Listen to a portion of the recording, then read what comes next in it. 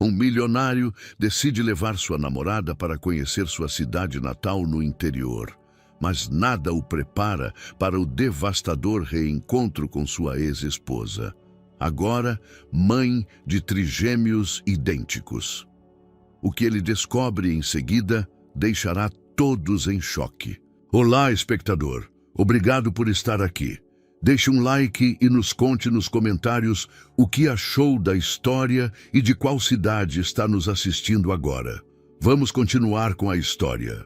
O sol da manhã espreitava entre as cortinas de linho branco do Hotel Boutique em São Paulo, criando padrões dourados sobre o rosto sereno de Heitor Almeida.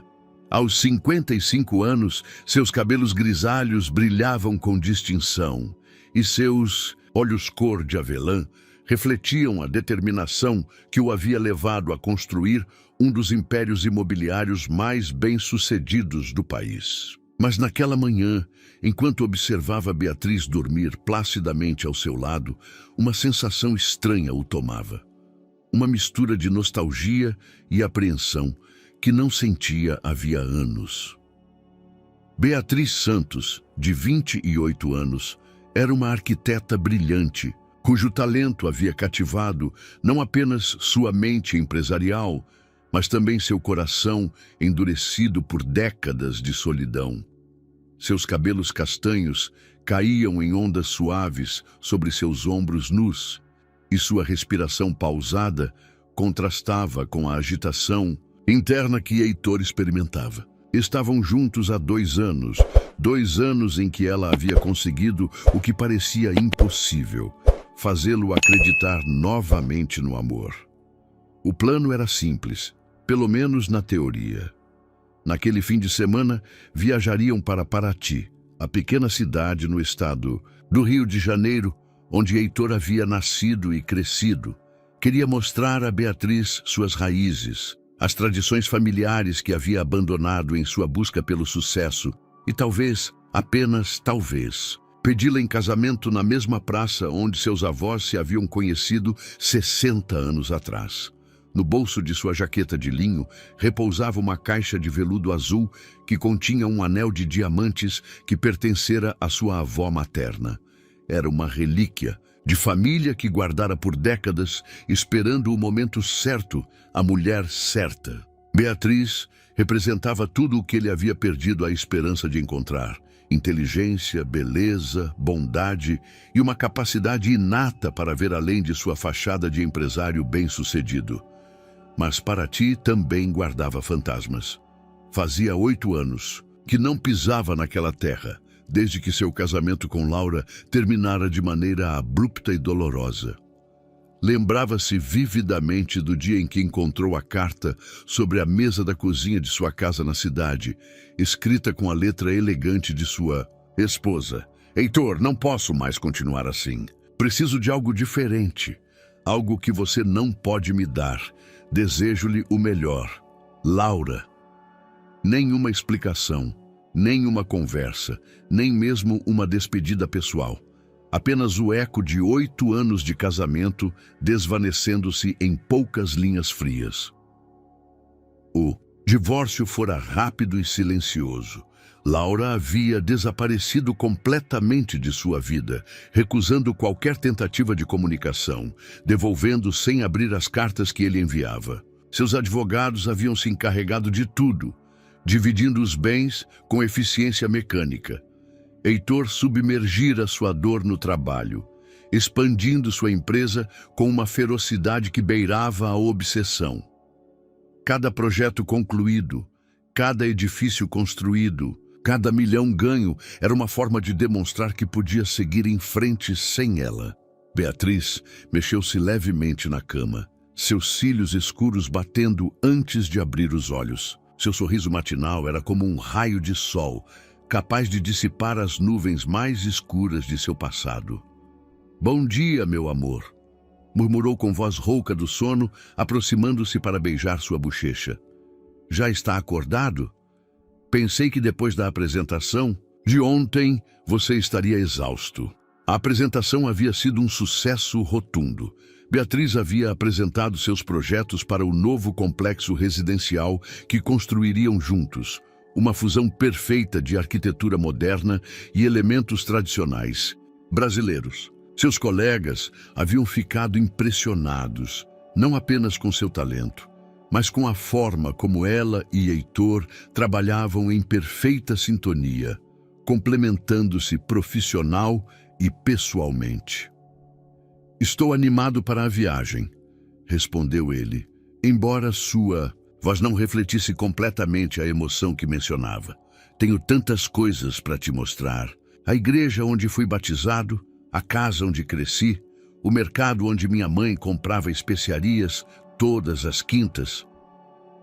Beatriz sentou-se, seus olhos brilhando com curiosidade genuína. Durante os 2 anos de relacionamento, Heitor havia mencionado muito pouco sobre sua infância. Sabia que ele havia crescido em uma cidade pequena, que seus pais haviam falecido quando ele era jovem e que havia chegado à capital com nada além de sonhos e determinação. Mas os detalhes íntimos de seu passado permaneciam envoltos em um véu de mistério que ela havia respeitado, esperando pacientemente o momento em que ele estivesse pronto para compartilhá-los. "Eu adoro quando você fala da sua cidade", disse ela, traçando círculos suaves em seu peito. "Posso ver em seus olhos que há tanto amor ali, apesar de tudo o que você conquistou aqui na capital." Heitor sentiu uma pontada de culpa. Não lhe havia contado sobre Laura, sobre os anos de casamento que havia vivido naquela mesma cidade, que agora queria compartilhar com ela. Não era por falta de confiança, mas pelo medo irracional de que mencionar sua ex-esposa pudesse contaminar de alguma forma o puro e belo que tinha com Beatriz. "Há algo mágico nas cidades pequenas", continuou ele, escolhendo cuidadosamente suas palavras. "As tradições se mantêm vivas, as famílias se conhecem por gerações e o tempo parece se mover mais lentamente. Acho que você vai adorar." Beatriz levantou-se da cama, sua silhueta grácil destacando-se contra a luz dourada da janela. Dirigiu-se à mala já arrumada, que repousava sobre a cadeira de couro, e Heitor não conseguiu evitar sorrir ao ver o quão meticulosamente organizada ela era. Cada peça dobrada com precisão, cada artigo de higiene pessoal em seu lugar específico. Era uma das coisas que mais admirava nela. Sua capacidade de encontrar ordem e beleza em tudo o que fazia. "Você tem certeza de que é o momento certo?" perguntou Beatriz, embora seu tom não sugerisse dúvidas, mas sim uma confirmação amorosa. "Sei que essa viagem significa muito para você, e quero que saiba que me sinto honrada por querer compartilhar esse lugar especial comigo." Heitor aproximou-se dela, tomando suas mãos entre as suas. As mãos de Beatriz eram fortes e elegantes, mãos que criavam beleza tanto no papel quanto na vida real.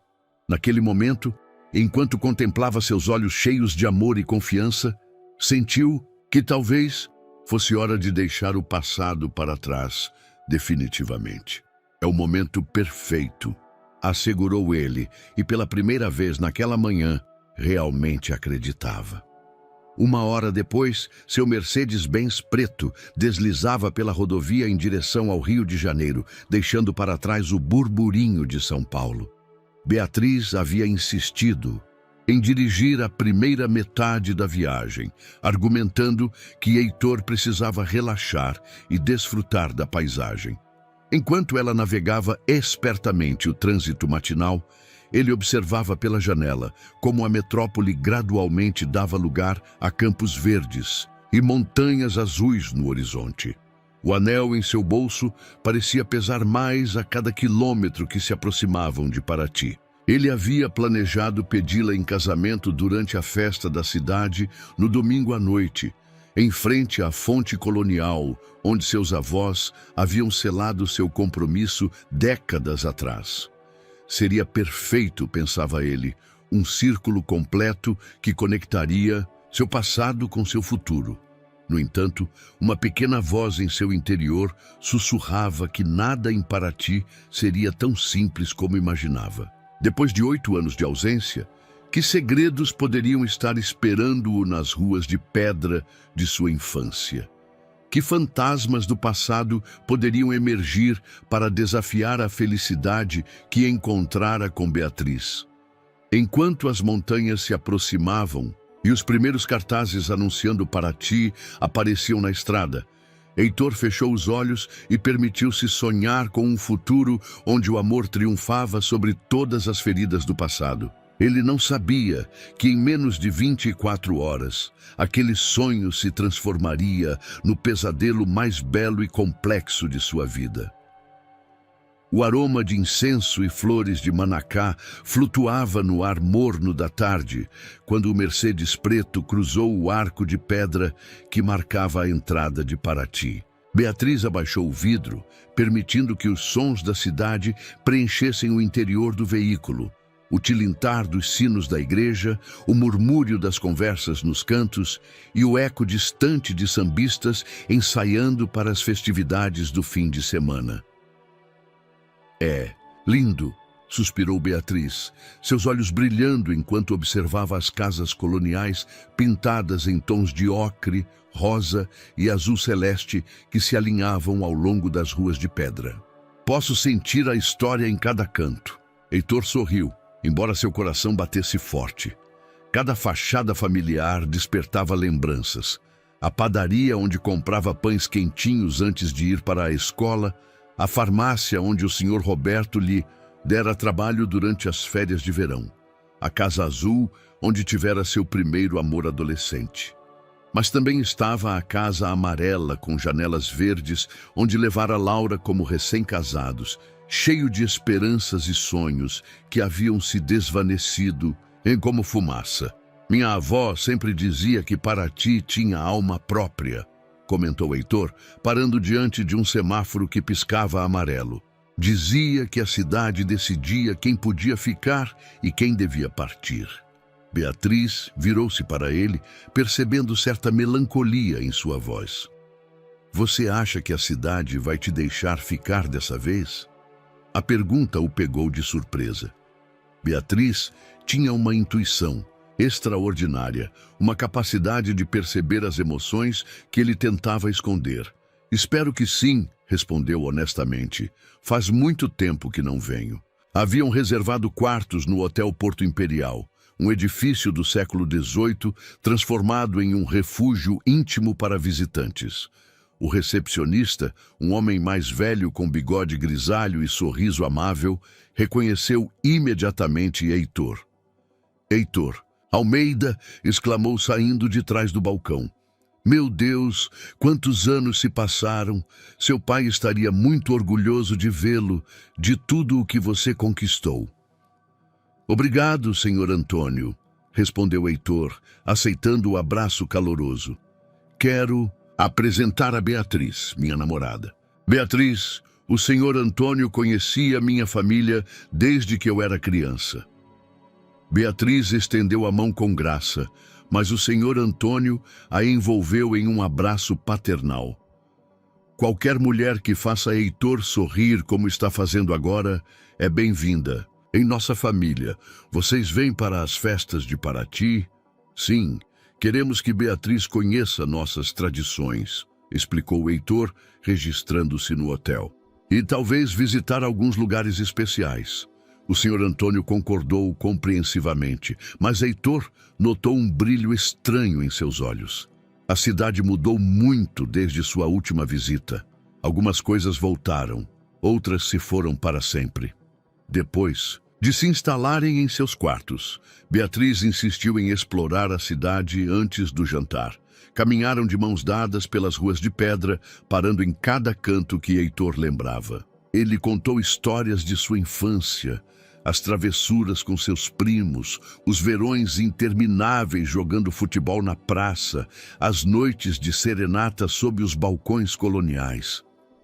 Era uma vida simples, mas cheia de amor. Refletiu enquanto se sentavam, em um banco em frente à fonte central.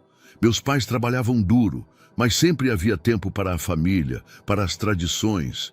Beatriz observou seu perfil enquanto ele falava. notando como suas feições se suavizavam ao se lembrar. Por que você foi embora então? Parece que você tinha tudo o que precisava aqui. Heitor ficou em silêncio por um momento, contemplando. Os pombos que bebiam água da fonte. Eu tinha sonhos maiores que essa cidade. Queria construir coisas importantes, ganhar dinheiro, provar que podia triunfar no mundo moderno. E fez uma pausa. Agora me pergunto se não perdi algo mais valioso pelo caminho. Enquanto conversavam, uma mulher jovem com uma criança pequena aproximou-se da fonte. A criança, de uns 5 anos, tinha cachos dourados e olhos curiosos que imediatamente se fixaram em Heitor. Beatriz notou que o homem se tensou visivelmente. Está acontecendo alguma coisa? Perguntou Beatriz, seguindo seu olhar. Não, nada, respondeu rapidamente, mas sua voz soou estranha. Só, essa criança me lembra alguém. A mulher ergueu o olhar e seus olhos se encontraram com os de Heitor. Seu rosto ficou instantaneamente pálido e ela murmurou algo para a criança antes de afastar-se rapidamente em direção à igreja. Que estranho, comentou Beatriz. Parecia como se ela o tivesse reconhecido. Heitor levantou-se abruptamente. Vamos jantar. Conheço um lugar perfeito onde preparam os melhores moquecas do estado. Durante o jantar no restaurante A Sereia, Heitor parecia distraído, respondendo às perguntas de Beatriz, com sorrisos forçados e comentários vagos. Ela notou que seus olhos se desviavam constantemente para a janela, como se esperasse ver algo ou alguém. Heitor, disse finalmente, tomando sua mão sobre a mesa. Sei que estar aqui desperta muitas lembranças. Se você precisar falar de alguma coisa, estou aqui. Ele apertou sua mão, sentindo uma onda de amor e culpa. Beatriz merecia conhecer toda a verdade. Mas como explicar a ela que ele havia sido casado com outra mulher naquela mesma cidade? Como contar a ela que cada canto de Paraty guardava lembranças de Laura sem destruir a magia daquele fim de semana? Amanhã visitaremos o mercado, prometeu, mudando de assunto. Há uma feira de artesanato que você vai adorar. As mulheres da cidade fazem bordados incríveis. Beatriz concordou, embora soubesse que ele estava evitando algo importante. Ela havia aprendido a respeitar seus silêncios, confiando em que, quando estivesse pronto, ele compartilharia o que pesava em seu coração. Naquela noite, enquanto Beatriz dormia placidamente no quarto ao lado, Heitor permaneceu acordado, contemplando as estrelas de sua janela. Amanhã seria sábado, dia de mercado, e algo em seu interior o advertia de que o passado estava prestes a alcançá-lo, de maneiras que jamais havia imaginado. O anel de compromisso continuava em seu bolso, mas já não se sentia como uma promessa, mas sim como uma pergunta para a qual ainda não tinha resposta. O sábado amanheceu com um céu azul intenso que prometia um dia perfeito para explorar a feira de artesanato. Beatriz havia acordado cheia de energia, animada para descobrir os tesouros locais que Heitor havia descrito com tanto carinho. Ele, ao contrário, havia dormido inquieto, assombrado por sonhos confusos, onde rostos do passado se misturavam com o presente. Você está bem? Perguntou Beatriz, enquanto tomavam café da manhã no pátio do hotel, cercados por buganvílias roxas e o murmúrio da fonte central. Você parece preocupado. Heitor tomou um gole de café, saboreando a canela, e o açúcar mascavo que lhe lembravam os domingos de sua infância. Só estou nervoso por te mostrar tudo. Quero que você ame esse lugar tanto quanto eu. A praça principal fervilhava de atividade quando chegaram.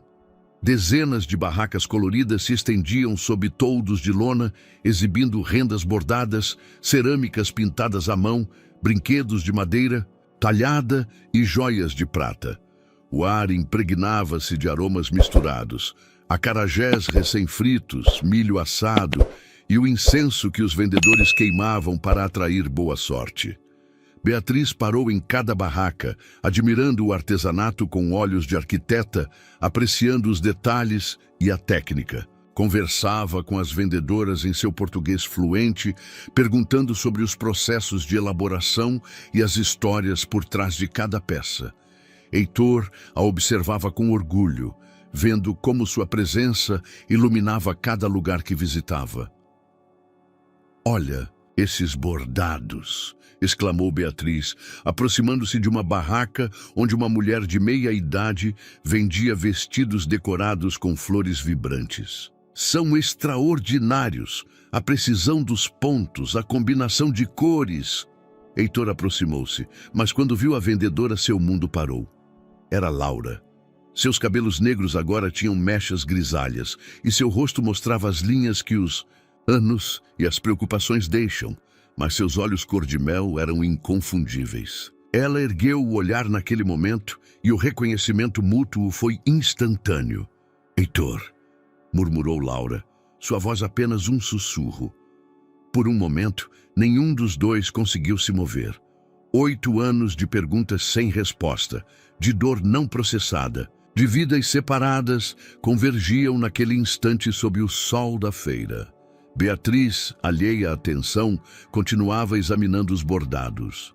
"Você conhece a história desses desenhos?" perguntou Beatriz a Laura, que se sobressaltou como se acordasse de um transe.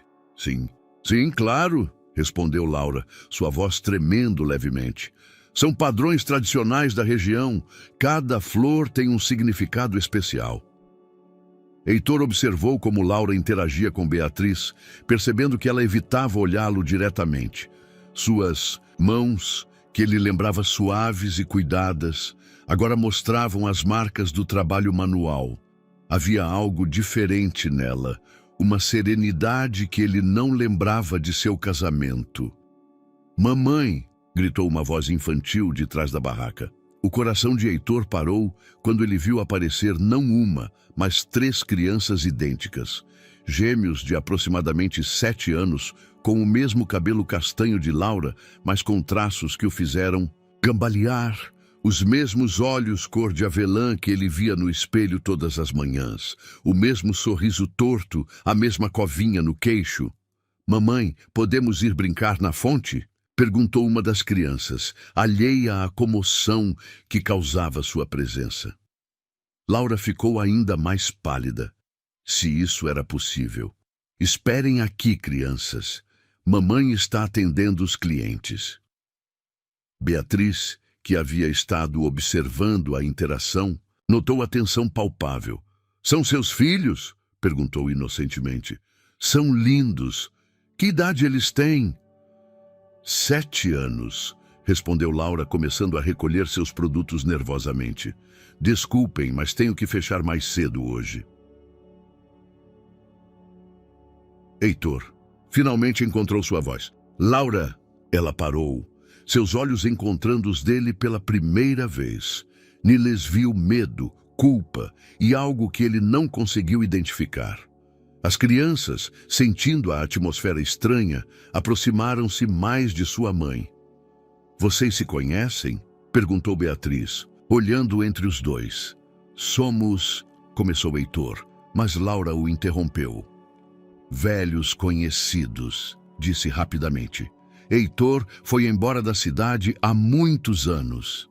A meia-verdade pairava no ar como uma nuvem de tempestade. Beatriz, intuitiva como sempre, percebeu que havia muito mais naquela história, mas respeitou o silêncio tenso que se instalara entre eles. "Vamos, crianças", murmurou Laura, tomando as mãos de 2 das gêmeas, enquanto a terceira a seguia. Obedientemente, Heitor os viu se afastarem, sua mente processando lentamente a realidade impossível. Aqueles meninos tinham seus olhos, seu sorriso, seus gestos. Não havia dúvida possível. Eram seus filhos. "Heitor, você está bem?"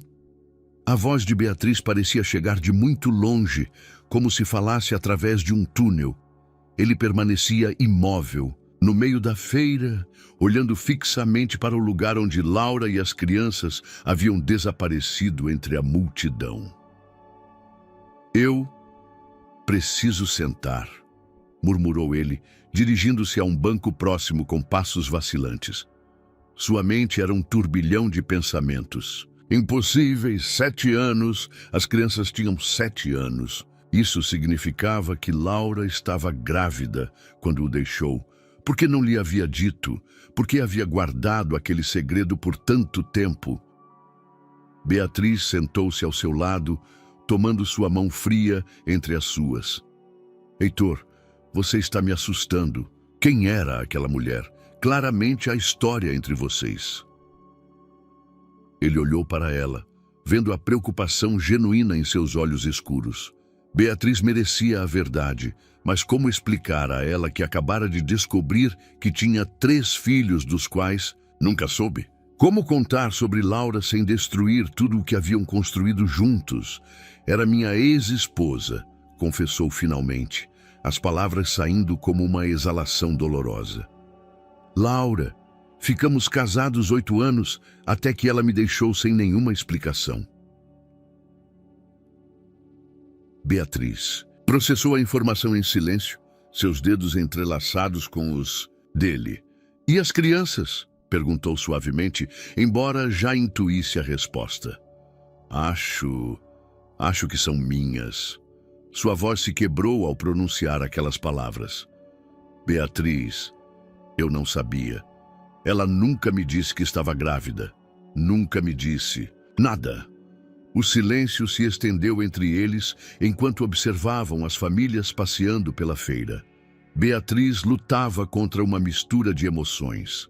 Choque, compaixão e uma pontada de dor ao perceber que seu fim de semana romântico havia se transformado em algo completamente diferente. O que você vai fazer? Perguntou finalmente. Não sei, admitiu Heitor, passando as mãos pelos cabelos. Como eu me aproximo dela depois de 8 anos? Como pergunto por que ela me ocultou a existência dos meus próprios filhos? Beatriz levantou-se, caminhando alguns passos antes de voltar-se para ele. Heitor, se aqueles meninos são realmente seus filhos, você tem o direito de saber. Mas você também tem que estar preparado para as respostas que você pode não querer ouvir. Naquela tarde, Heitor não conseguiu se concentrar em mais nada. Durante a refeição no restaurante do hotel, seus olhos se desviaram constantemente para a rua, esperando vislumbrar algum rastro de Laura ou das crianças. Beatriz tentava manter conversas normais, mas a tensão era palpável. Você sabe onde ela mora? Perguntou Beatriz, enquanto tomava um café no pátio do hotel. Não. Quando nos divorciamos, ela desapareceu completamente. Seus advogados cuidaram de tudo.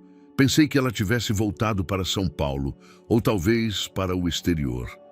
Mas ela está aqui, na sua cidade natal. Sim, murmurou ele. E aparentemente nunca foi embora. Beatriz observou seu perfil enquanto ele contemplava as montanhas no horizonte. Ela podia ver a dor, a confusão e algo mais. Um anseio profundo que ela não havia notado antes. A possibilidade de ter filhos havia despertado algo nele que ela jamais havia visto. Heitor, disse suavemente, você sempre quis ter filhos? Ele voltou-se para ela, surpreso com a pergunta direta. Sim, Laura e eu tentamos por anos. Os médicos disseram que havia problemas de fertilidade, que as possibilidades eram muito baixas. Parou, processando uma nova revelação. Por isso, é tão impossível que aqueles meninos sejam meus e, ao mesmo tempo, tão óbvio que o são. Beatriz sentiu seu coração se partir um pouco. Durante seu relacionamento, eles haviam conversado vagamente sobre o futuro, sobre a possibilidade de formar uma família, mas ela nunca havia visto nele essa intensidade, essa necessidade desesperada de conexão paterna. Você tem que falar com ela, disse finalmente. Não importa o que tenha acontecido, se aqueles são seus filhos, você merece conhecê-los, e eles merecem conhecê-lo. Heitor tomou sua mão, apertando-a com gratidão. E nós? Como isso afeta o que temos? Beatriz não respondeu imediatamente. Olhou para as estrelas, que começavam a aparecer no céu púrpura do entardecer, sentindo que sua vida também estava prestes a mudar de maneiras que ela não conseguia prever. Não sei, admitiu honestamente, mas sei que você não pode seguir em frente sem respostas, e eu não posso pedir que você ignore seus filhos. Naquela noite, ambos permaneceram acordados em seus respectivos quartos, contemplando um futuro que de repente havia se tornado completamente incerto. O domingo amanheceu, cinzento e nublado, refletindo o estado de espírito de Heitor. Ele havia decidido que não podia voltar para São Paulo sem respostas. Beatriz o acompanhou ao café da manhã em silêncio, respeitando sua necessidade de processar a situação, mas ele podia ver a preocupação em seus olhos. Vou procurá-la, anunciou enquanto mexia distraído em seu café. Não posso ir embora sem saber a verdade. Beatriz concordou, embora seu coração se contraísse. Você quer que eu te acompanhe? Não, isso é algo que eu tenho que fazer sozinho. Parou, tomando sua mão. Mas preciso que saiba que você é o mais importante na minha vida. Aconteça o que acontecer hoje, isso não vai mudar. Beatriz forçou um sorriso, embora ambos soubessem que tudo já havia mudado. Heitor começou sua busca na igreja, onde a missa dominical atraía a maioria dos habitantes da cidade. Escaneou cada rosto entre os fiéis, mas Laura e as crianças não estavam lá. Depois visitou a escola primária, pensando que talvez os gêmeos estudassem ali, mas o prédio estava fechado. Foi o Sr. Antônio quem finalmente lhe deu uma pista. Laura Herrera mora na Rua do Imperador, perto do cemitério. Confiou-lhe quando Heitor perguntou discretamente. Tem sido uma mãe exemplar, embora tenha tido que trabalhar muito duro para criar os filhos sozinha. A casa era pequena e modesta, pintada de amarelo pálido com janelas azuis. Um jardim pequeno, mas cuidado, ornamentava a frente, cheio de gerânios vermelhos e ervas aromáticas. Heitor ficou parado diante da porta por vários minutos, ensaiando mentalmente o que diria. Quando finalmente bateu, foi uma das gêmeas quem abriu a porta. A criança olhou para ele com curiosidade, seus olhos cor de avelã, tão parecidos com os dele, brilhando com inteligência. Procura minha mãe? Perguntou a criança com a confiança natural dos 7 anos. Sim, por favor. Sou um velho, amigo. Mamãe, gritou a criança para dentro da casa. Tem um senhor que diz que é seu amigo. Laura apareceu enxugando as mãos em um avental, e seu rosto se tensou ao vê-lo. Miguel vai brincar com seus irmãos no quintal. Seu nome é Miguel? Perguntou Heitor suavemente, observando a criança se afastar. Miguel, Rafael e Gabriel, respondeu Laura, mantendo-se no limiar sem convidá-lo a entrar. O que você quer, Heitor? Respostas. Sua voz era firme, mas não agressiva. Laura, aqueles meninos são meus? Ela fechou os olhos brevemente, como se estivesse esperando aquela pergunta por anos. Por que importa agora? Você se manteve afastado por 8 anos. Porque eu não sabia que eles existiam. Se você tivesse me dito que estava grávida, o que você teria feito? Interrompeu-a, sua voz carregada de dor. Você teria parado de trabalhar 18 horas por dia? Você teria estado presente nas consultas médicas, nos partos, nas noites sem dormir? A acusação o atingiu como um tapa. Era verdade que durante seu casamento ele havia estado obcecado com o trabalho, construindo seu império enquanto negligenciava seu lar. Eu tinha o direito de tentar, disse finalmente. Eu tinha o direito de conhecer meus filhos. Laura olhou para ele por um longo momento, seus olhos se enchendo de lágrimas que ela se recusava a derramar. Os médicos disseram que você era estéril. Quando descobri que estava grávida, Pensou... O quê? Pensei que eles não fossem seus. A confissão saiu como um sussurro, Pensei que tinha cometido um erro, que de alguma forma... E quando eles nasceram e eu vi seus rostos, vi seus olhos neles, soube que estava errada. Mas já era tarde demais. Já havia te deixado, já havia começado uma nova vida. Heitor sentiu o mundo cambaleando sob seus pés. A mulher que ele havia amado, com quem havia construído uma vida por 8 anos, havia preferido criar seus filhos sozinha antes de admitir seu erro.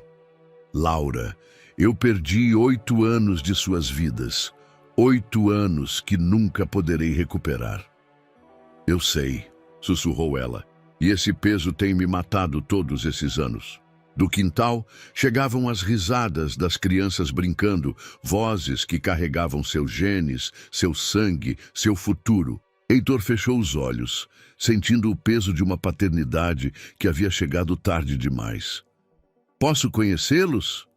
Perguntou ele, sua voz quase inaudível. Posso pelo menos falar com eles? Laura olhou para o quintal, onde seus filhos, os filhos de ambos, brincavam alheios à conversa que mudaria suas vidas para sempre. Laura permaneceu em silêncio por vários minutos, seus olhos alternando entre Heitor e o quintal, onde seus filhos brincavam. Finalmente, suspirou fundo e se moveu para o lado. 5 minutos, disse ela. Mas se eles se assustarem ou se sentirem desconfortáveis, você vai embora. Heitor concordou, seu coração batendo tão forte que temia que ela pudesse ouvi-lo. Seguiu Laura até o quintal, onde as 3 crianças construíam uma torre com blocos de madeira sob a sombra de uma mangueira. Crianças, chamou Laura suavemente. Quero apresentar alguém para vocês. Os trigêmeos ergueram a cabeça simultaneamente e Caio sentiu o ar faltar-lhe nos pulmões. Eram idênticos, mas únicos ao mesmo tempo. Bento tinha uma pequena cicatriz na testa. Theo usava óculos redondos que lhe davam um ar intelectual. E Gabriel ostentava um sorriso travesso que lhe lembrou dolorosamente a si mesmo na infância.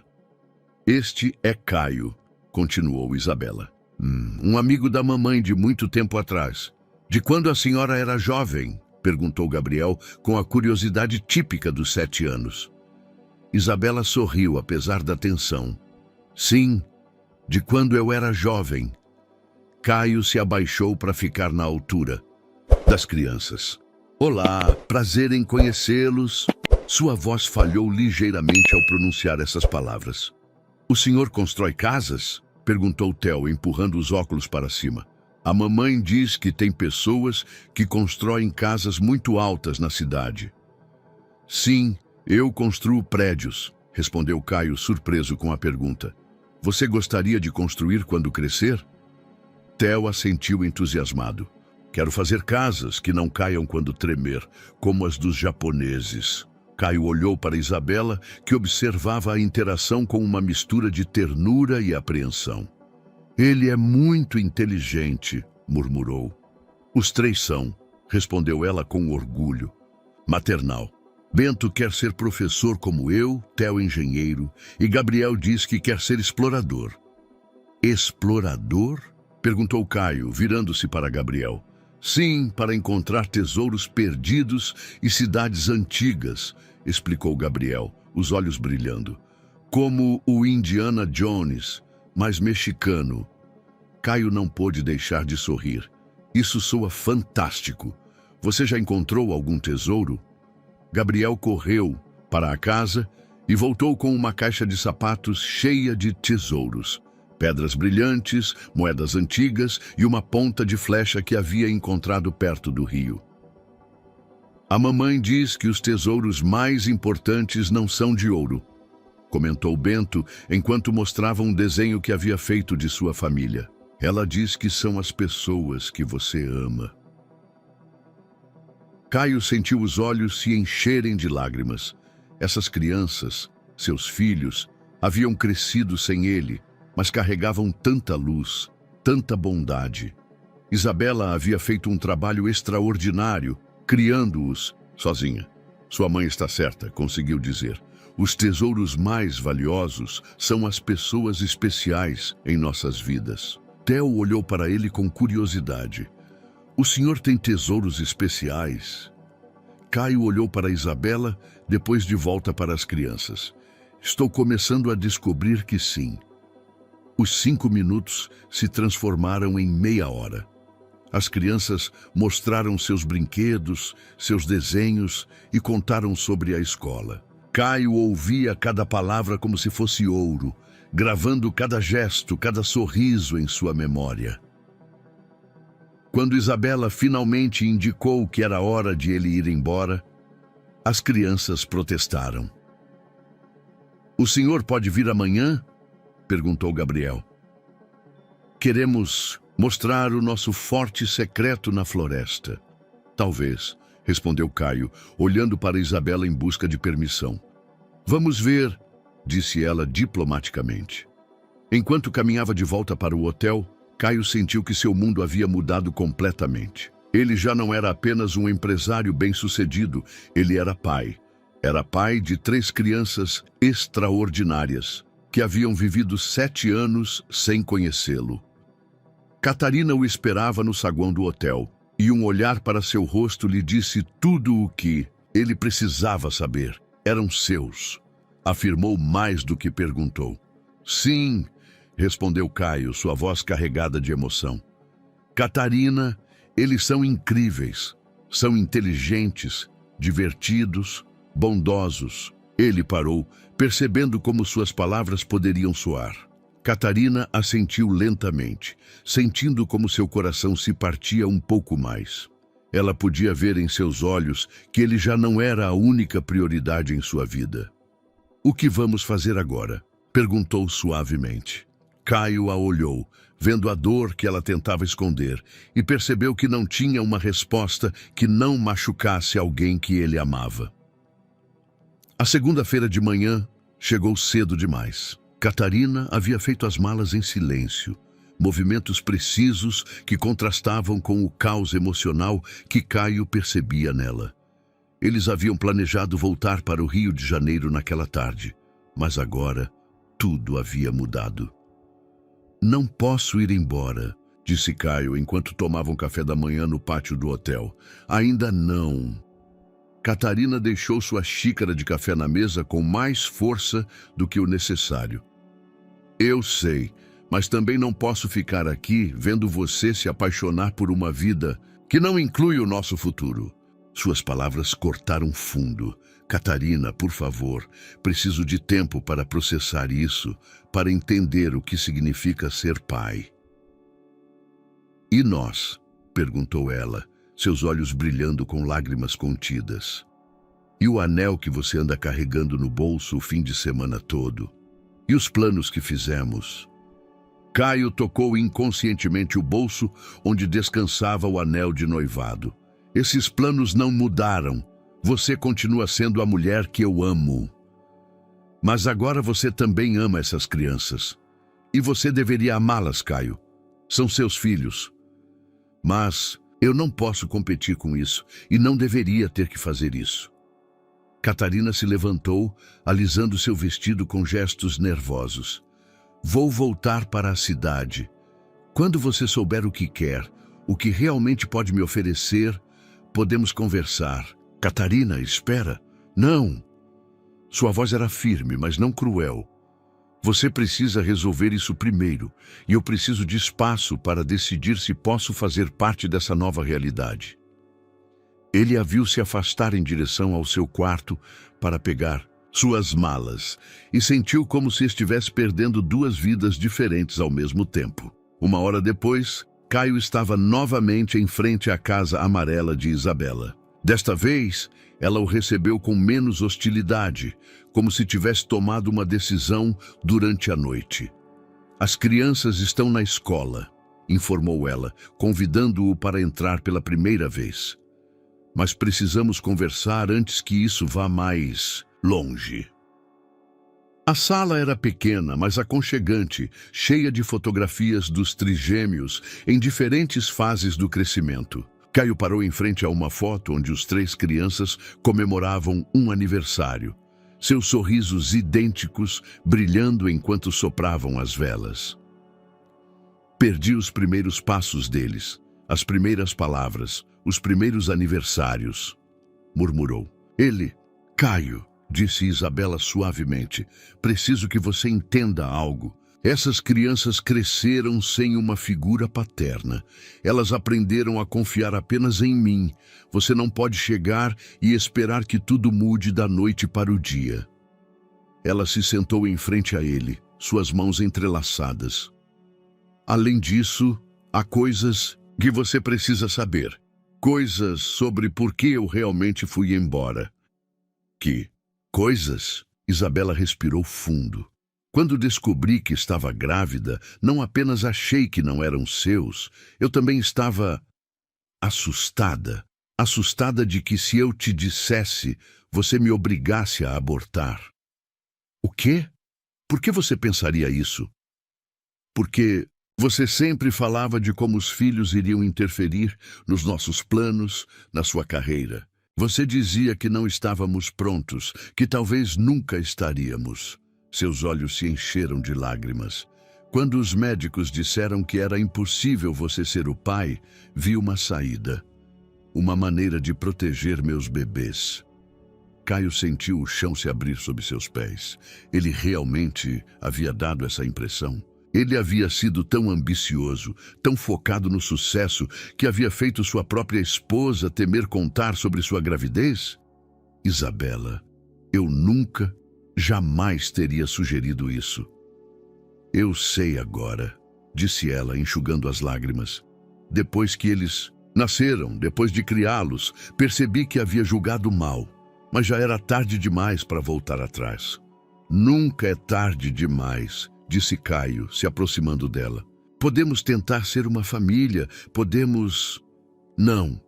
Isabela o interrompeu com uma mão em seu peito. Caio, nós não estamos mais apaixonados. Somos pais das mesmas crianças, mas isso não significa que devamos ficar juntos. Isso não seria justo para nenhum de nós. Então, o que você sugere? Isabela olhou diretamente em seus olhos. Eu sugiro que você conheça seus filhos gradualmente, que construa uma relação com eles baseada na honestidade, mas também sugiro que você não interrompa as vidas deles mais do que o necessário. O que isso significa exatamente? Significa que se você quer fazer parte das vidas deles, você tem que mostrar que pode ser constante. Você não pode aparecer quando lhe convém e desaparecer quando tiver trabalho importante. Essas crianças precisam de estabilidade. Caio assentiu lentamente, entendendo que Isabela estava certa.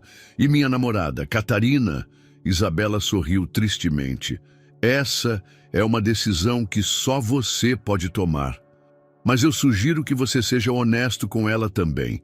Se você planeja ser um pai ativo de 3 crianças de 7 anos, a vida dela vai mudar tanto quanto a sua. Enquanto caminhava de volta para o hotel naquela tarde, Caio percebeu que tinha decisões impossíveis para tomar. Ele não podia mais ser apenas o empresário bem-sucedido ou apenas o namorado romântico.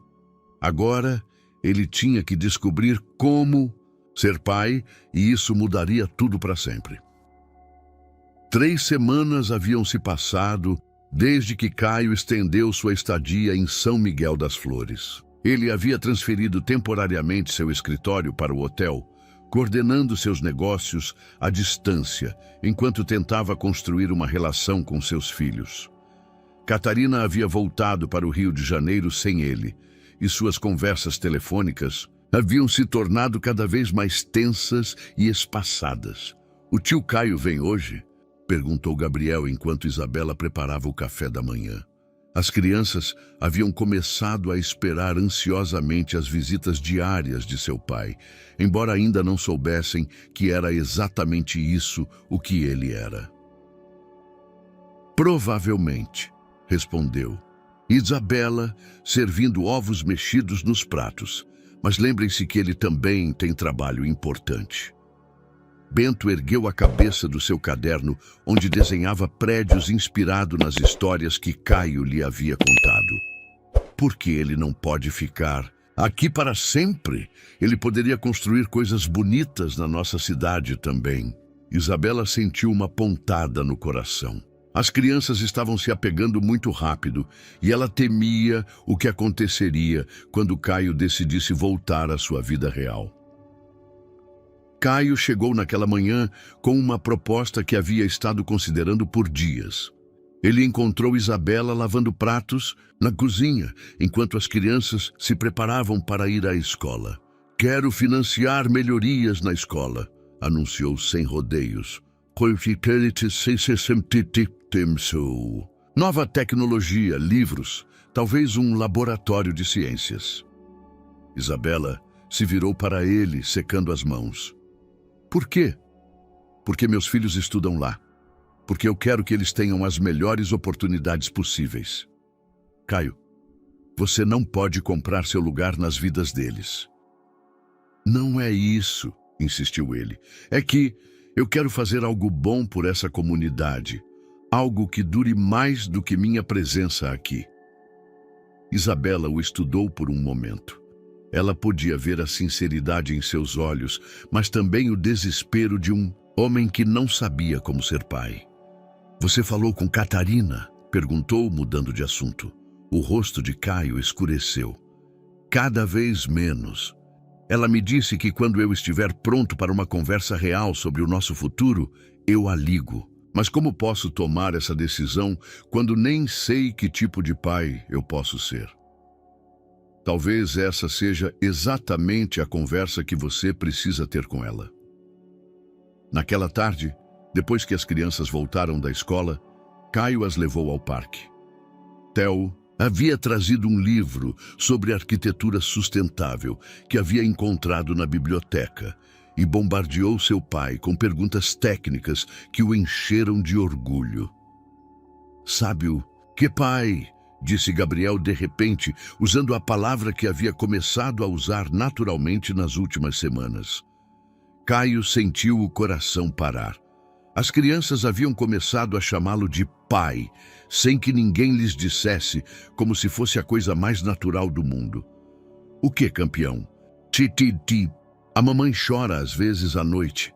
Acho que ela está triste porque não tem um marido como as outras mães." Bento assentiu solenemente. "E você também parece triste às vezes, como quando você fala ao telefone." Caio se abaixou na frente. "Dos 3 filhos. Sabem o quê? Às vezes os adultos têm sentimentos complicados, mas isso não significa que não os amamos." "Você nos ama?"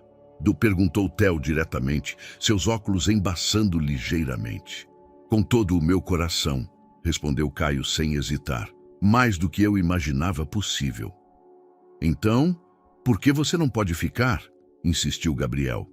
Era a pergunta que Caio se fazia todas as noites. Por que ele não podia simplesmente se mudar para São Miguel, estabelecer um escritório local e construir uma vida simples com seus filhos? O que realmente o impedia? "Porque eu tenho responsabilidades na cidade", explicou ele, embora as palavras soassem ocas mesmo para ele. "Mais importantes do que nós?" perguntou Bento com a lógica esmagadora de uma criança de 7 anos. Caio não conseguiu responder imediatamente. Em sua mente, ele via as torres que havia construído, os contratos milionários, a empresa que havia levantado do zero. Mas ele também via os olhos esperançosos de seus filhos, a oportunidade de ser o pai que eles mereciam e a vida simples que havia abandonado anos atrás. "Não", disse ele finalmente, "nada é mais importante que vocês." Naquela noite, enquanto as crianças dormiam, Caio sentou-se no jardim de Isabela sob as estrelas. Ela saiu com 2 xícaras de chá de camomila e sentou-se ao lado dele em silêncio. "As crianças me perguntaram, por que eu não posso ficar?" contou ele. "E o que você disse a elas?" "Que nada é mais importante do que elas." E enquanto eu dizia isso, percebi que era verdade. Isabela olhou para ele com compreensão. "Então, o que está te impedindo?" Caio tocou o telefone no bolso, onde havia várias mensagens não lidas de Catarina. "Medo", admitiu. Medo de machucar Catarina. Medo de abandonar tudo o que construí. Medo de não ser o pai que meus filhos precisam. As crianças não precisam de um pai perfeito, disse Isabela suavemente.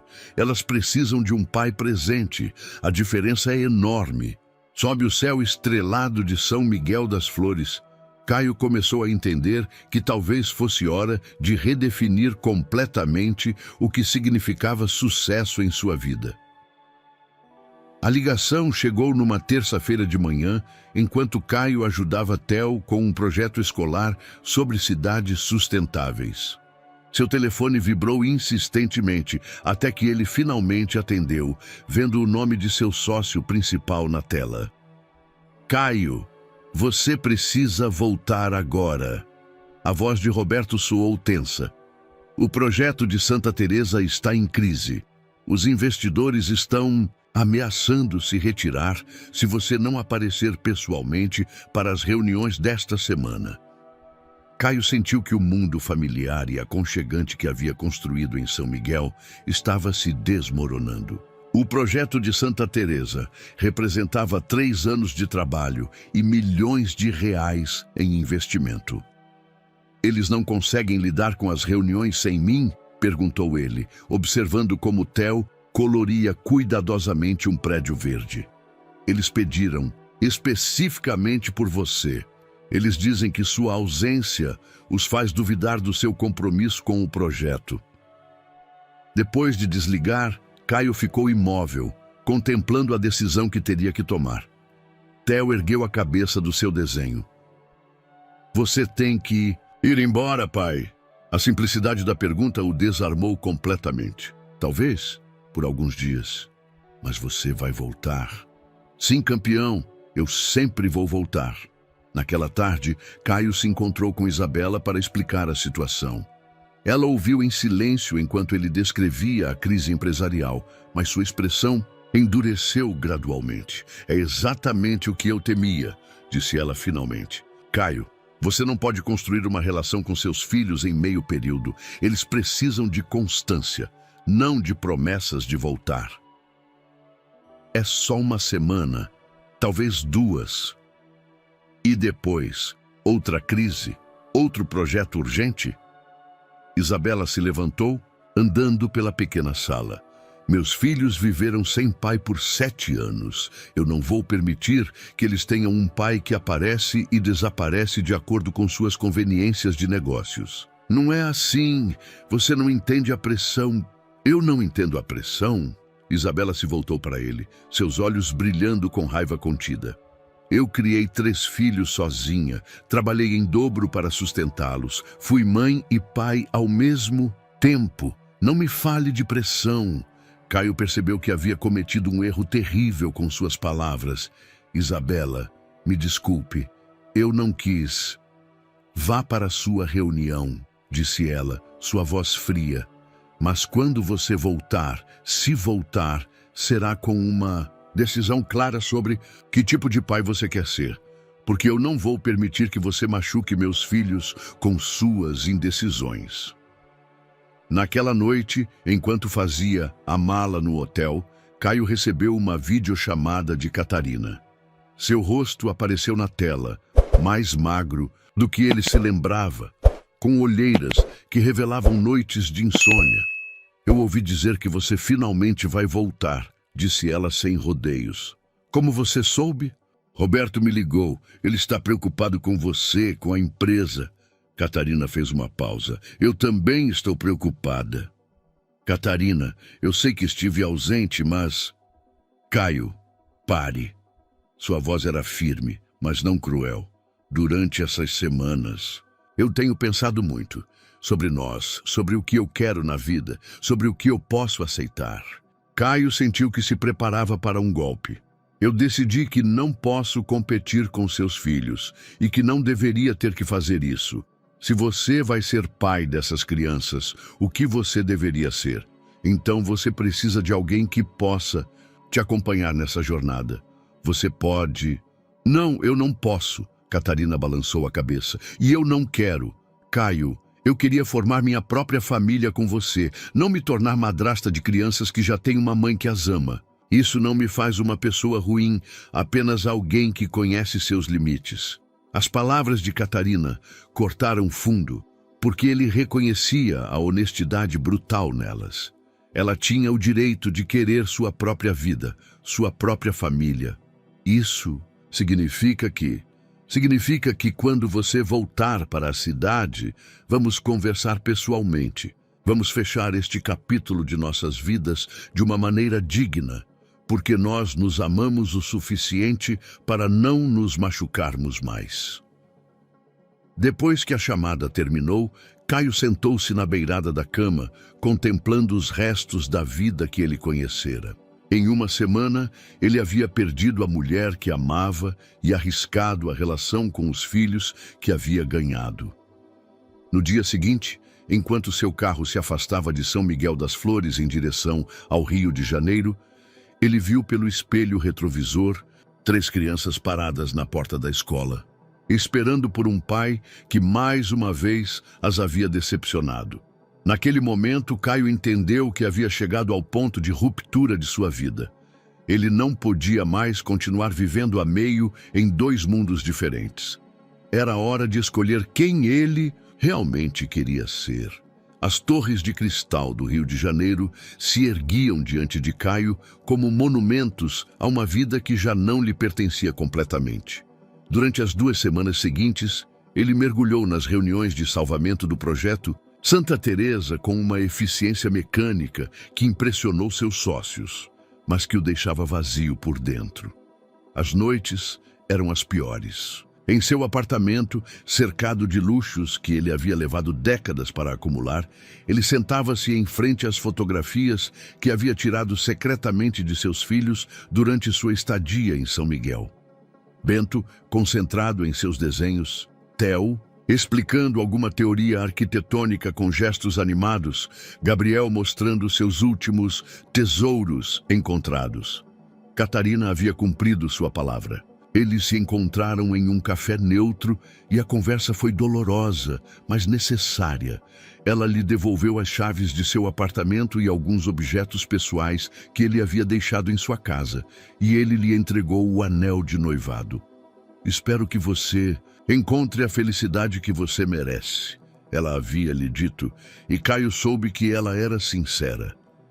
Você também, ele havia respondido, e pela primeira vez em semanas, ambos haviam sorrido genuinamente. Agora, 2 semanas depois, Caio contemplava o telefone em suas mãos, debatendo se deveria ligar para Isabela. As crianças teriam voltado às aulas depois das férias escolares. Elas sentiriam sua falta? Elas teriam perguntado por ele? A resposta chegou de forma inesperada. Senhor Mendes. A voz desconhecida ao telefone o surpreendeu. Fala a doutora Ramírez do Hospital Geral de Uberlândia. Estou ligando porque o senhor aparece como contato de emergência de Isabela Herrera. O mundo parou. O que aconteceu? Ela está bem? A senhora Herrera desmaiou no trabalho esta manhã. Nós a temos examinado e... Senhor, precisamos conversar com o senhor pessoalmente. É sobre sua condição médica. Caio não se lembrava de ter dirigido tão rápido em sua vida. As 3 horas até Uberlândia se transformaram em 2h30 de estrada borrada e pânico contido. Ele chegou ao hospital com a camisa amassada e o coração batendo contra suas costelas. Isabela estava sentada em uma cama de hospital, pálida, mas consciente. Os trigêmeos estavam com ela, encolhidos ao seu lado como filhotes assustados. Quando eles viram Caio entrar, Gabriel correu para ele. Pai, a mamãe desmaiou na escola e não acordava. Caio abraçou seu filho, depois se aproximou da cama onde Isabela o olhava com uma expressão que ele não conseguiu decifrar. Como você se sente? Perguntou ele, tomando sua mão instintivamente. Como se eu estivesse me enganando por meses, respondeu ela. Fracamente. A doutora Ramírez entrou naquele momento, uma mulher madura com expressão séria. Senhor Mendes, preciso conversar com o senhor a sós. No corredor, Sob as luzes fluorescentes do hospital, a doutora entregou a Caio resultados de exames que ele não entendia completamente. Isabela tem uma condição cardíaca que requer cirurgia imediata, explicou a doutora. Ela tem ignorado os sintomas por meses, provavelmente por não ter um plano de saúde adequado. A operação é cara, mas sem ela... Quanto? Interrompeu Caio. Senhor, o custo não é o único problema. A recuperação será longa e ela precisará de ajuda constante. As crianças... Eu vou me encarregar de tudo, disse Caio sem hesitar. Do custo das crianças, de tudo o que ela precisar. A doutora assentiu. Há mais uma coisa. Isabela me pediu para lhe dizer isso se o senhor chegasse. Ela sabia que sua condição era séria, mas não quis te preocupar. Ela diz que tem medo do que possa acontecer às crianças se algo lhe acontecer. Caio voltou para o quarto onde Isabela esperava. As crianças tinham saído com uma enfermeira para comprar algo para comer, deixando-os sozinhos. Por que você não me disse? Perguntou ele, sua voz carregada de emoção. Porque eu não queria que você voltasse por obrigação, respondeu Isabela, lágrimas escorrendo por suas faces. Eu queria que você voltasse porque você realmente queria ser o pai deles. Isabela, essas crianças são o mais importante na minha vida. Você é importante na minha vida. Não como marido e mulher, mas como família. Ela sorriu fracamente. Sabe o que mais me assusta? Não é morrer. É que meus filhos cresçam, pensando que não são suficientemente valiosos para que alguém fique. Naquele momento, Caio entendeu que sua decisão já estava tomada. Ele havia levado 48 anos para entender o que realmente significava amor incondicional, mas finalmente ele sabia. Eles não vão crescer pensando isso, prometeu ele apertando sua mão. Porque o pai deles vai estar lá para lembrá-los todos os dias o quanto eles são valiosos. Quando as crianças voltaram, Caio se ajoelhou diante delas. A mamãe vai ficar bem, garantiu ele. E enquanto ela se recupera, eu vou cuidar de vocês. Tudo bem para vocês? Os 3 filhos assentiram, e pela primeira vez em semanas, Caio sentiu que estava exatamente onde precisava estar. Os dias seguintes foram um turbilhão de decisões que mudariam a vida de Caio para sempre. Enquanto Isabela se preparava para a cirurgia, ele se encontrava coordenando 2 vidas completamente diferentes. Uma no Rio de Janeiro, que exigia sua atenção empresarial imediata, e outra em Uberlândia, onde 3 crianças precisavam de estabilidade, enquanto sua mãe lutava por sua vida. Na manhã da operação, Caio acordou antes do amanhecer no pequeno hotel perto do hospital. Ele havia trazido as crianças com ele e os 3 dormiam no quarto ao lado, alheios à gravidade da situação. Durante as últimas 72 horas, ele havia tomado decisões que 2 semanas atrás lhe teriam parecido impossíveis. A primeira ligação foi para Roberto, seu principal sócio. Eu preciso que você assuma o controle total do projeto Santa Teresa, disse ele sem rodeios. E eu quero que você inicie o processo para vender minha participação majoritária na empresa. O silêncio do outro lado da linha foi ensurdecedor.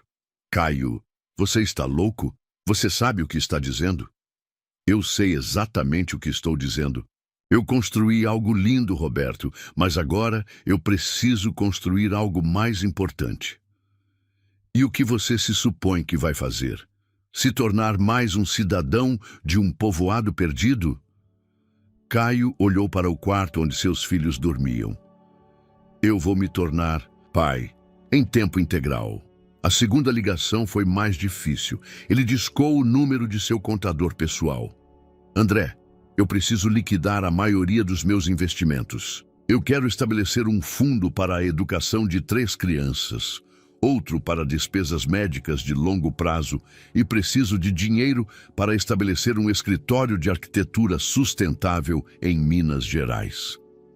Senhor Mendes, o senhor está bem? Melhor do que nunca. respondeu ele, e se surpreendeu ao perceber que era verdade. Às 7 da manhã, ele acordou as crianças suavemente. Ele havia explicado a operação de sua mãe em termos que elas pudessem entender, mas agora ele via o medo real em seus olhos. "A mamãe vai morrer?" perguntou Theo diretamente, ajustando os óculos com mãos trêmulas. Caio sentou-se na cama, entre os três. "Os médicos vão fazer tudo o que for possível para que a mamãe fique bem. Mas eu quero que vocês saibam algo importante." Ele respirou fundo. "Não importa o que aconteça, vocês nunca vão ficar sozinhos. Eu sou o pai de vocês, e isso significa que eu vou cuidar de vocês sempre." "Mas o que acontece com seu trabalho importante na cidade?" perguntou Bento, lembrando as conversas anteriores.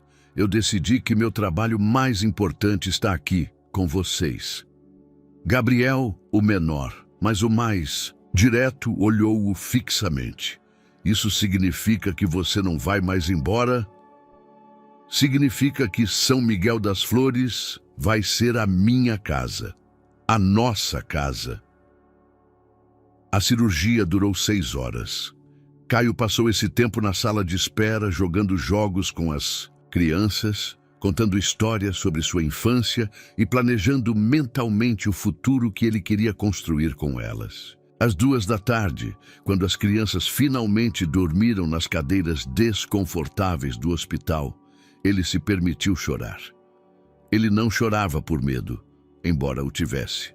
Ele não chorava pelas decisões que havia tomado, embora significassem abandonar uma vida de luxo e reconhecimento. Ele chorava pelos anos perdidos, pelas oportunidades que ele não soubera valorizar e pela compreensão tardia de que o sucesso real não era medido em metros quadrados construídos, mas em corações tocados. Quando a doutora Ramírez finalmente apareceu, ainda com o uniforme cirúrgico, Caio acordou as crianças suavemente. "A operação foi bem sucedida", anunciou ela com um sorriso cansado. "Isabela está fora de perigo.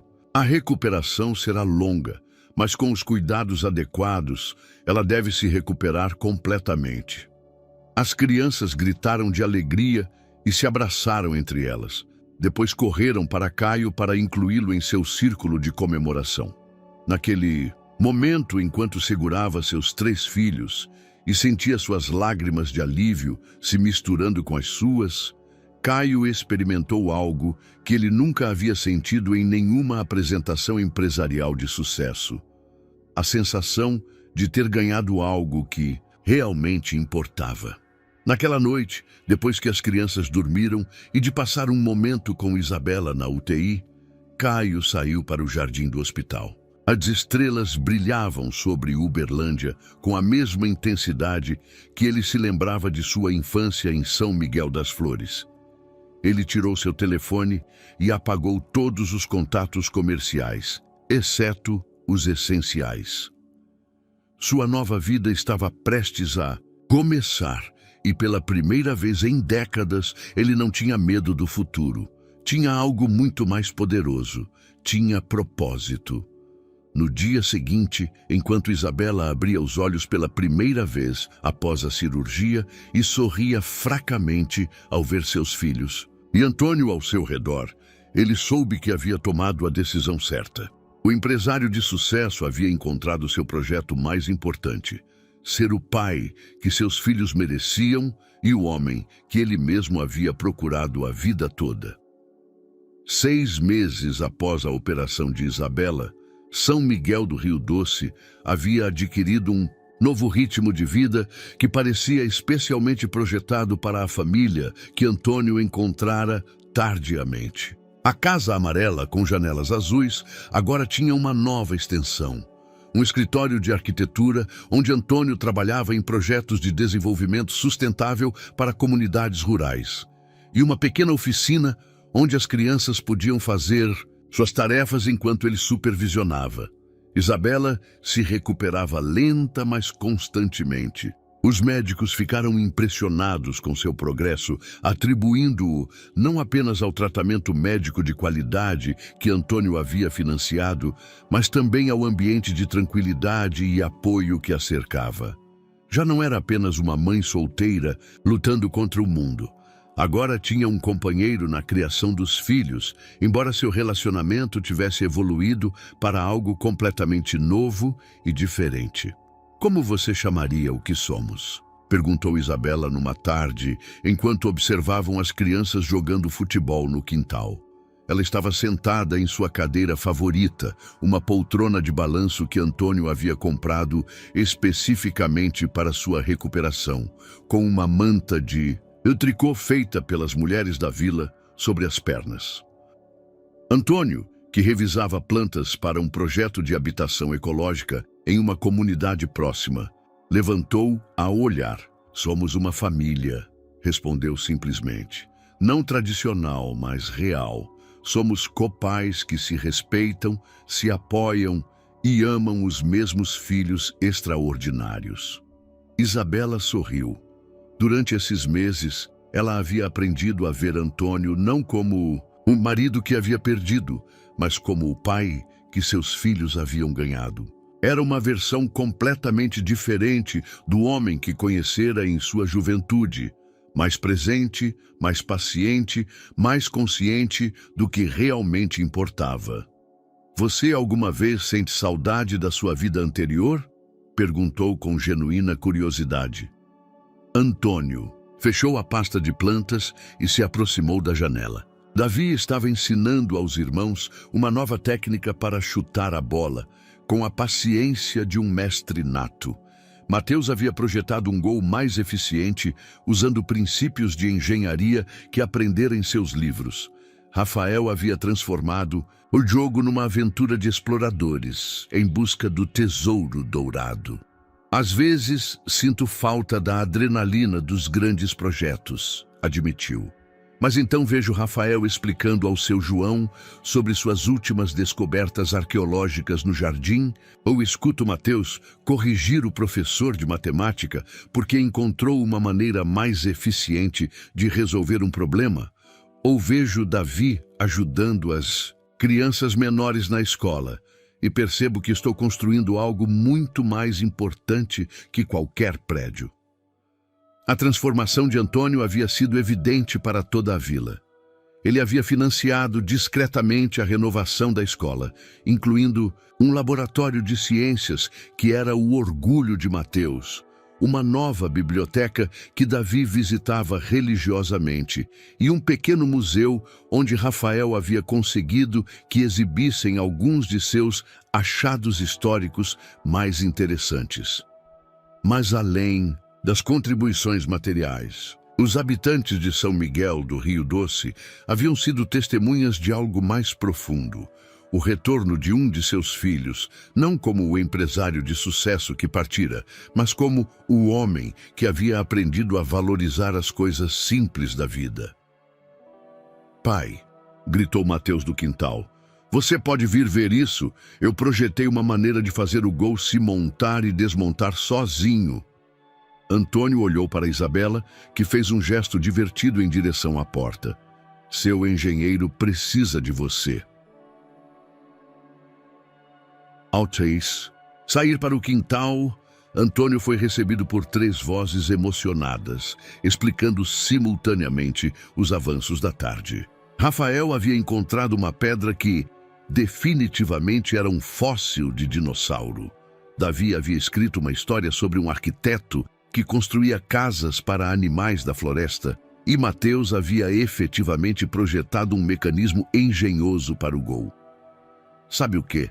Disse Antônio depois de admirar devidamente cada conquista. Acho que deveríamos documentar todos esses projetos. Poderíamos fazer um livro de família sobre nossas aventuras e invenções. Sim, gritaram os 3 em uníssono. Naquela noite, após o jantar e as tarefas, quando as crianças finalmente haviam dormido, Antônio sentou-se no escritório que havia adaptado na casa. As paredes estavam cobertas de desenhos das crianças, fotos de família e alguns prêmios de arquitetura sustentável que ele havia começado a receber por seus novos projetos comunitários. Seu telefone vibrou com uma mensagem. Era de Karina. Vi uma matéria sobre seu projeto de habitação sustentável na revista Arquitetura Brasileira. Estou orgulhosa de você. Espero que você seja muito feliz. Em anexo, havia uma foto dela em uma praia, sorrindo genuinamente com uma aliança de noivado, na mão esquerda que não era a que ele lhe dera. Antônio sorriu e respondeu: Obrigado, Karina. Eu também espero que você seja muito feliz. Você merece. Guardou o telefone e saiu para o jardim. As estrelas brilhavam sobre São Miguel do Rio Doce com a mesma intensidade de sempre. Mas agora, ele as via com olhos diferentes. Já não eram testemunhas silenciosas de sua solidão, mas cúmplices de uma felicidade que havia levado 55 anos para encontrar. Da janela da casa, Isabela o observava contemplar o céu noturno. Havia algo em sua postura, na forma como ele respirava, o ar fresco da montanha, que lhe dizia que ele finalmente havia encontrado a paz. Não a paz da resignação, mas a paz do homem que sabe exatamente onde pertence.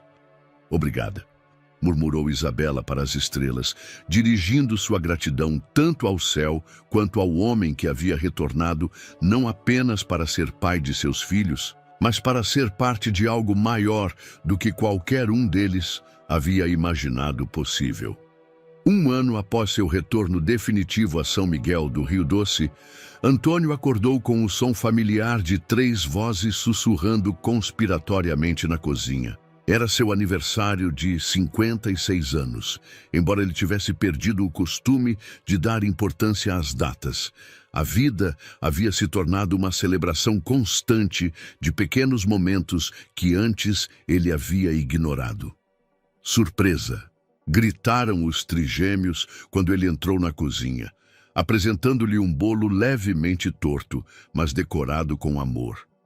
Isabela sorria de seu lugar ao lado do fogão, completamente recuperada e radiante de uma felicidade que Antônio havia aprendido a valorizar mais do que qualquer conquista profissional.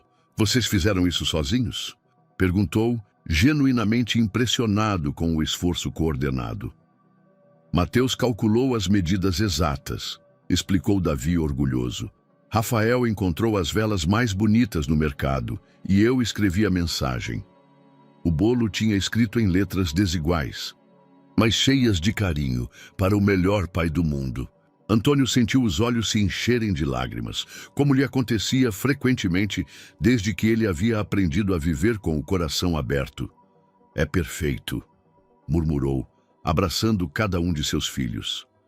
Naquela tarde, toda a família se dirigiu à praça principal, onde se celebrava a festa anual de São Miguel Arcanjo. A vila havia florescido no último ano, em parte graças aos projetos de desenvolvimento sustentável que Antônio havia impulsionado, mas principalmente devido ao renascimento do espírito comunitário que havia inspirado sua própria transformação. Você se lembra da primeira vez que viemos aqui juntos? Perguntou Isabela, enquanto observavam as crianças participando dos jogos tradicionais.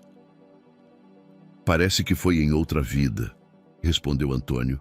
Ou melhor, que eu era outra pessoa. Você não era outra pessoa, corrigiu Isabela suavemente. Era a mesma pessoa, mas dormindo. Você só precisava acordar. Enquanto a tarde avançava, Antônio se viu refletindo sobre o caminho que o havia levado até aquele momento. A perda de Karina havia sido dolorosa, mas necessária. Ela havia encontrado sua própria felicidade com alguém que podia lhe dar a vida que merecia.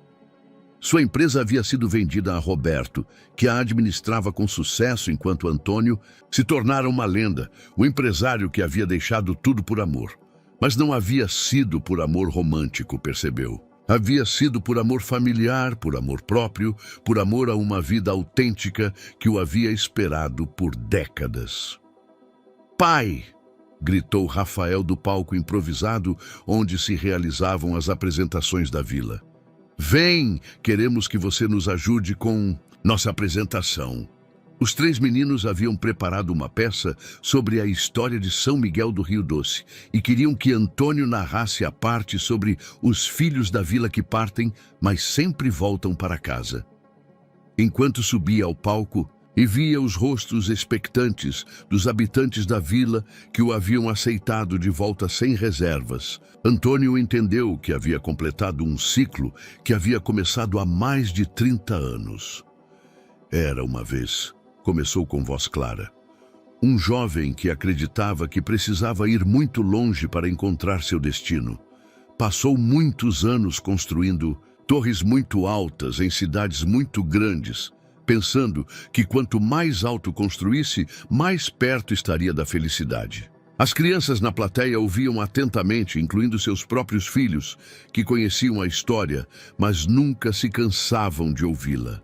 Mas um dia ele descobriu que a felicidade não estava na altura das torres, mas na profundidade das raízes. E quando retornou para casa, encontrou o maior tesouro que um homem pode encontrar. Encontrou seu lugar no mundo. Rafael aplaudiu entusiasmado do palco. E também encontrou seus filhos. A plateia riu carinhosamente e Antônio abraçou Rafael. Sim, também encontrou seus filhos e aprendeu que, às vezes, o caminho mais longo é aquele que nos leva de volta para casa. Naquela noite, depois que as crianças dormiram exaustas pela festa, Antônio e Isabela sentaram-se no quintal sob as estrelas que ele havia aprendido a considerar suas confidentes silenciosas. Você sabe qual é a diferença entre o Antônio que foi embora e o que retornou? E perguntou Isabela. Qual? O que foi embora procurava ser alguém importante. O que retornou descobriu que já era alguém importante para as pessoas certas. Antônio concordou, contemplando as luzes da vila que se apagavam gradualmente. Ao longe, ele podia ouvir o eco da música tradicional e as risadas que se prolongavam até altas horas. Havia levado 56 anos para entender que o sucesso não se media nas coisas que você constrói, mas nas vidas que você toca. E naquela noite estrelada de São Miguel do Rio Doce, cercado pelo amor de uma família que ele havia encontrado quando havia parado de procurá-la, Antônio Mendes finalmente era o homem mais bem-sucedido que conhecia. 5 anos haviam se passado, desde aquele fim de semana que mudou o curso da vida de Antônio Mendes para sempre. A manhã de domingo se estendia sobre São Miguel do Rio Doce com a serenidade de uma vila que havia encontrado seu ritmo perfeito entre tradição e progresso. Antônio acordou, como todos os dias, com o som dos pássaros que aninhavam na mangueira, do quintal e as vozes de seus filhos se preparando para o dia. Os trigêmeos, agora com 12 anos, haviam crescido tornando-se jovens extraordinários que carregavam em suas personalidades a melhor combinação dos genes de seus pais e a sabedoria de uma comunidade que os havia visto florescer.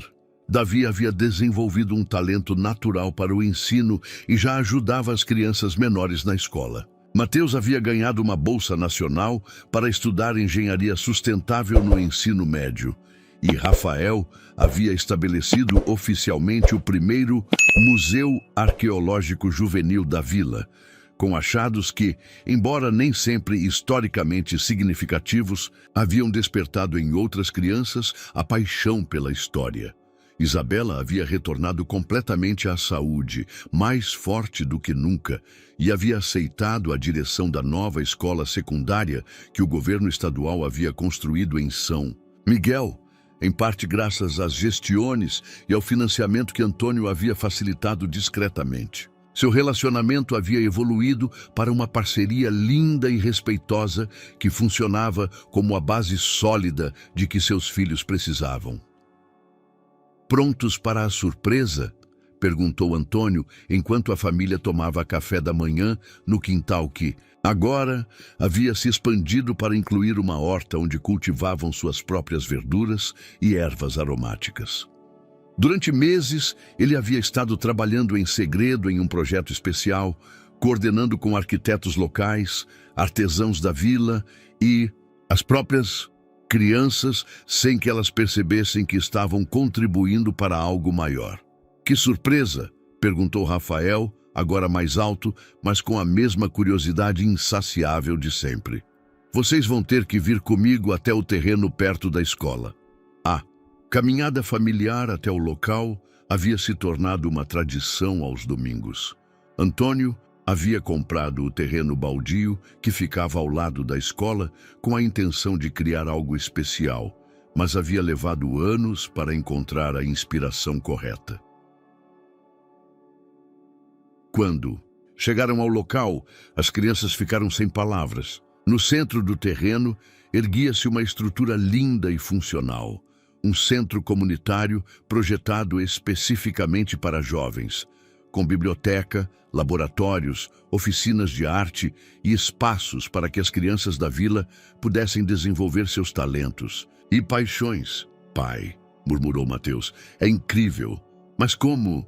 Cada desenho que você fez, cada experimento que você realizou, cada história que você contou, me deram ideias, explicou Antônio. Este lugar foi projetado por vocês, para vocês e para todas as crianças de São Miguel. A placa na entrada lia: Centro de Desenvolvimento Juvenil Os Três Tesouros, porque os sonhos das crianças são os alicerces do futuro. Isabela se aproximou de Antônio com lágrimas nos olhos. Os três tesouros? Por Davi, Mateus e Rafael, respondeu ele, os maiores tesouros que encontrei na minha vida. Naquela tarde, enquanto a comunidade inteira celebrava a inauguração do centro, Antônio recebeu uma ligação inesperada. Era Karina, agora casada e mãe de uma menina pequena. Vi as fotos do centro nas redes sociais, disse ela com voz calorosa. Antônio, estou tão orgulhosa do que você construiu. Não apenas o prédio, mas a vida que você criou. Obrigado. Karina, significa muito vindo de você. Sabe de uma coisa? Por muito tempo, achei que você tinha perdido a cabeça quando escolheu ficar aí. Mas agora eu entendo que você encontrou algo que eu nunca pude te dar. Você encontrou seu propósito. Após a ligação, Antônio sentou-se em seu lugar favorito da praça principal, o mesmo lugar onde 5 anos atrás ele havia visto seus filhos pela primeira vez. Ele os observou agora correndo com outras crianças da vila, completamente integrados, completamente felizes, completamente seus. Um homem mais velho se aproximou e sentou-se ao seu lado. Era seu João, agora mais grisalho, mas com o mesmo sorriso sábio de sempre. Sabe o que é mais lindo da sua história, Antônio? Perguntou o ancião. O que, seu João? Que não é uma história de um homem que perdeu tudo para encontrar o que realmente importava. É a história de um homem que ganhou tudo ao perceber o que já tinha. Antônio sorriu, contemplando o pôr do sol que pintava o céu de São Miguel do Rio Doce em tons dourados e roxos. Ao longe, ele podia ver Isabela conversando com outras mães, seus filhos liderando um grupo de crianças em algum jogo inventado e uma comunidade inteira que os havia adotado como família. Seu João, disse finalmente, o senhor acha que minha avó estava certa sobre a vila decidir quem pode ficar? O ancião riu suavemente. Sua avó era muito sábia, mas acho que no seu caso não foi a vila que decidiu que você ficaria. Foi você quem decidiu ficar com a vila. Enquanto as primeiras estrelas começavam a aparecer no céu noturno, Antônio Mendes levantou-se do banco e caminhou em direção à sua casa, em direção à sua família, em direção à vida que ele havia construído tijolo por tijolo, com amor, paciência e a compreensão tardia, mas profunda, de que o lar não é um lugar onde você nasce, mas o lugar onde você decide plantar suas raízes mais profundas. No bolso de sua camisa, ele não carregava mais uma aliança de noivado destinada a outra vida. Em seu lugar, ele carregava uma foto amassada de 3 crianças sorrindo e a certeza absoluta de que havia encontrado seu lugar exato no mundo. A história do empresário que deixou tudo por amor havia terminado. A história do pai que encontrou tudo ao se entregar havia começado e prometia ser eterna. Espero que você tenha gostado da história de hoje. Inscreva-se no canal para não perder mais